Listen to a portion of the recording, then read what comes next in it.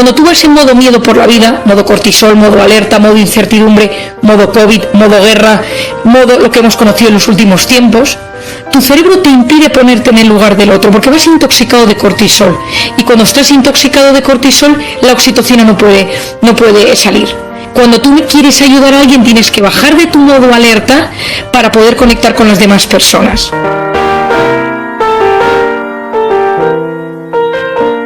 Hay personas, hay personalidades, incluso hay trastornos psiquiátricos o psicológicos que carecen de esta empatía, que ahora hablaremos de ellos, y luego todo el mundo que nace con una serie de características, y la mayor parte de la población nace con todas las probabilidades de poder ser empático.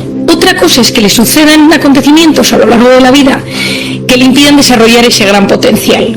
Entonces, lo primero es saber qué es, ¿no? Yo creo que claro, vamos a ver, ¿qué es la empatía? La empatía es la capacidad de ponerse en el lugar del otro.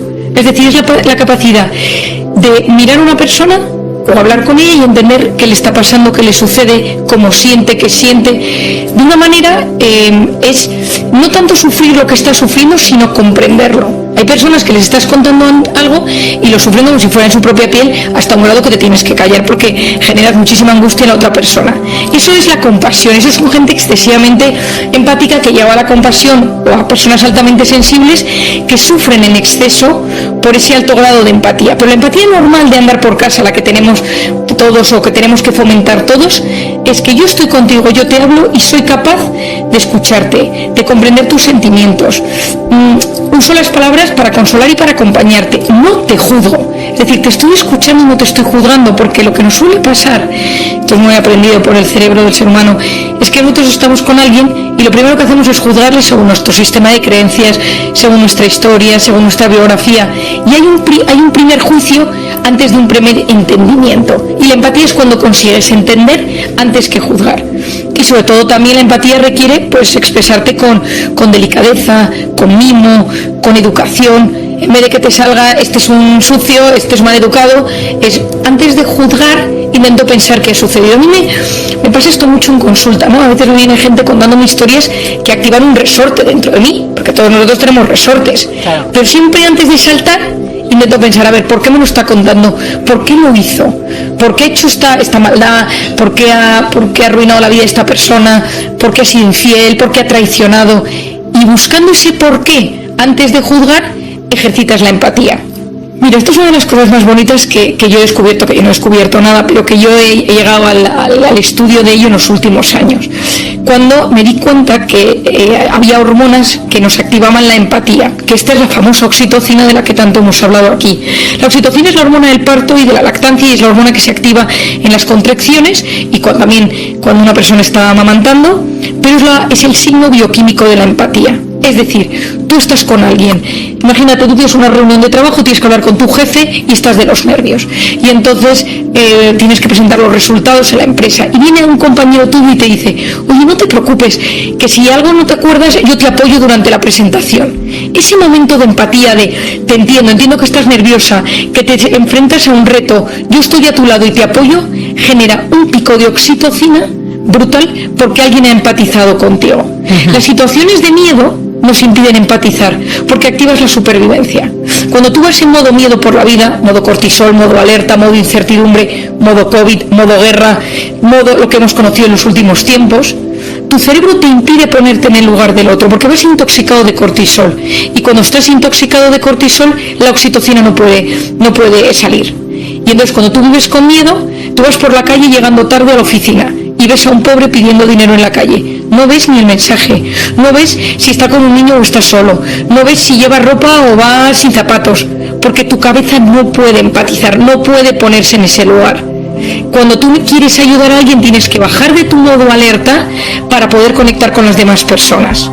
Bueno, y tienen posibilidades de crecer con un grado de sensibilidad alterado. Es decir, no es lo mismo si tú a lo largo de la infancia has vivido una infancia donde hay gritos, donde hay maltrato, donde hay abandono, donde hay soledad, tu forma de conectar con las emociones de los demás, que esto en el fondo es la empatía, va a estar deteriorada o va a estar alterada. Por eso es tan importante esto en la educación de los niños. Tú me preguntabas al principio, tú me decías, ¿no? Hay gente que no lo tiene. Bueno, por Por ejemplo, la gente que tiene rasgos psicopáticos son gente que no se adaptan a las normas sociales, les cuesta conectar con los demás, incluso disfrutan haciendo sufrir a los demás, ven a otro enfrente llorar y eso incluso les produce un cierto agrado, ¿no? Bueno, pues esto tiene varias causas, la neurociencia cada vez las investiga más, pero casi siempre hay una herida profunda en la infancia. También están los narcisistas, el trastorno de personalidad narcisista, son personas que solo se preocupan por ellos. Entonces tienes a alguien delante con un problema y es que no te importa. No es que sepas o no sabes, que ni se activa el circuito. Es un tema muy interesante, ¿no? ¿Por qué eres narcisista? Pues por muchas razones. Tú y yo hace un año hicimos una entrevista muy, muy bonita sobre este tema del narcisismo. Las personas, por ejemplo, el trastorno límite de la personalidad. Esto es algo frecuente, muy frecuente en psiquiatría. Si alguien tiene en su familia, alguien con esto sabe. Son personas muy inestables emocionalmente. Y entonces le cuesta saber identificar sus emociones, las emociones de los demás, y tiene un enorme grado de impulsividad. Las personas con descontrol de impulsos les cuesta empatizar porque primero va el impulso y luego va la emoción. Entonces tú ves a alguien, te falla una amiga y llega tarde, y antes de preguntarle, oye, ¿qué te ha pasado?, esa persona te pega un grito. Yo recuerdo hace unos meses con una paciente que tengo muy impulsiva, un poco maleducada, tiene un carácter muy difícil, y entonces se sentó en mi consulta y me dijo, me cae muy mal tu equipo de la consulta, Marian, son todos unos impresentables y tal, ¿no? Hoy no me han dicho hola cuando he entrado y nadie me ha preguntado que si necesitaba un vaso de agua, y empezó a gritar, y ese día habíamos tenido una emergencia, había tenido que venir una ambulancia a la consulta por un asunto, y le dije, ¿no te has parado a pensar si ha pasado algo? Entonces me quedó mirando y me dice, es que yo nunca pienso así. Digo, bueno, es que tienes anulada tu capacidad de empatizar.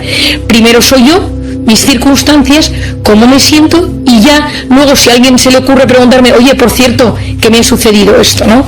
Entonces, claro, la empatía es algo clave en las relaciones humanas. Por ejemplo, ¿cuándo se activa la empatía? Cuando tú ves la cara de otra persona. Las redes sociales, Cristina, son un drama para la empatía. Alguien pone un comentario y da igual, como no le ves la cara, no ves sus emociones, no hay oxitocina, no hay nada, criticas, insultas. Todavía me metía estaba siguiendo un hilo entero de una cosa, los insultos, que hasta alguien dijo, oye, que somos personas de carne y hueso, pero no hay empatía. Bueno, lo primero de todo es preguntarte si eres una persona que tiendes a ponerte en el lugar de los demás o no. Lo segundo es preguntarte por qué no lo haces. Puede ser que no lo hagas porque te proteges y eres excesivamente sensible y te da miedo. Es decir, hay personas que su grado de empatía es que se angustian y empatizan dando hasta la angustia, y otros que son capaces simplemente de acompañarte. Lo siguiente es preguntarte, ¿soy de los que juzgo directamente o soy de los que intento entender? Y entonces el ejercicio es, no juzgues. Primero, siempre en tu cabeza intenta poner en la situación de la persona que tienes delante, y si no eres capaz de entenderlo, pregunta. La gente a veces está deseando dar una explicación porque se ha comportado mal, porque ha tenido una mala cara. A nivel de los hijos, háblales de las emociones. Es decir, si tu hijo viene enfadado porque le han quitado su peonza, sus cromos, sus Pokémon, etcétera, a ti como adulto te parece una estupidez.